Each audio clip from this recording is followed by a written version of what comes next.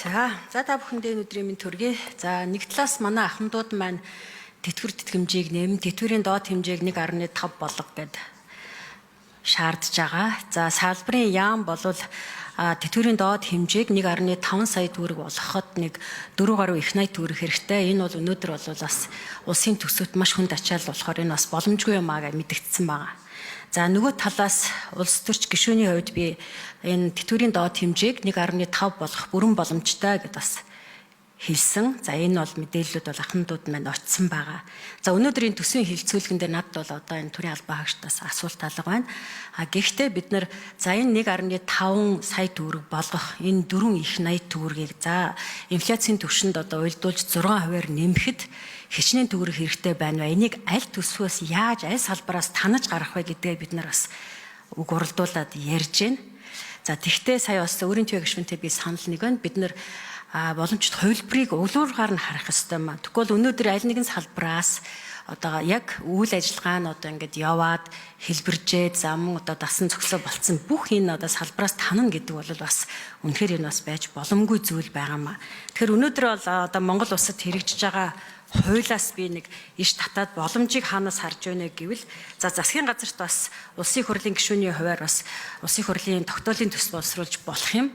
За энэн дээр бол одоо манайх бол уул уурхайн салбарт амнат буюу одоо нарт малтмлын нөөц ашигласны төлбөр гэсэн одоо энэ амнатаар энэ үгийг хэрэгэлдэг.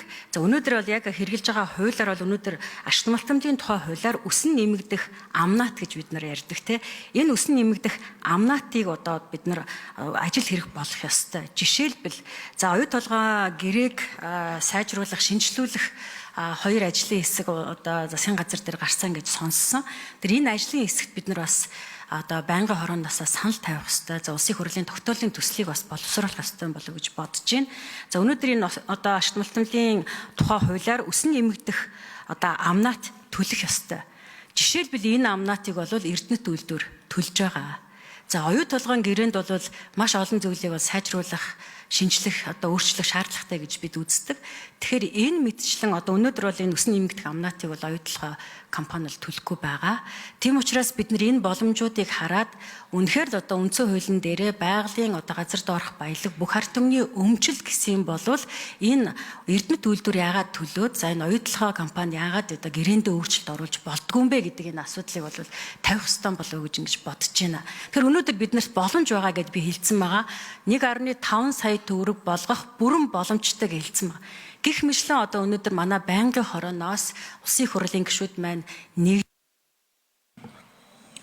минут нэмчүү. Инхтээ гишүүнд 1 минут.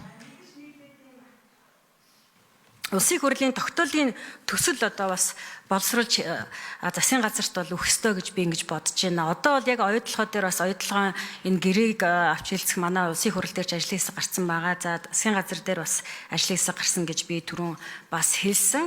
Тийм учраас бид нар одоо энэ баялагын санг яаж арвижуулах вэ? Баялагын сангаараа дамжуулаад өнөөдөр ахмад насныхаа одоо тэтгэврийн доод хэмжээг 1.5 сая болгох юм боломж биднэрт маш ойрын хугацаанд байна гэж би ингэж харж байна. За яг өнөөдөр биш юмаа гэхэд бид нар эх жил одоо бас хамгийн бага тэтгэврийг бол одоо 1.5 сая болох боломжтой байна. За энэ дээр бол нөгөө сая миний хэлсэн өсөн нэмэгдэх амнатын зохицуулалтыг одоо энэ оюу толгойн гэрээнд одоо өөрчлөлт оруулж тусгаж өгөх шаардлагатай гэсэн ийм саналыг гаргаж байгаамаа.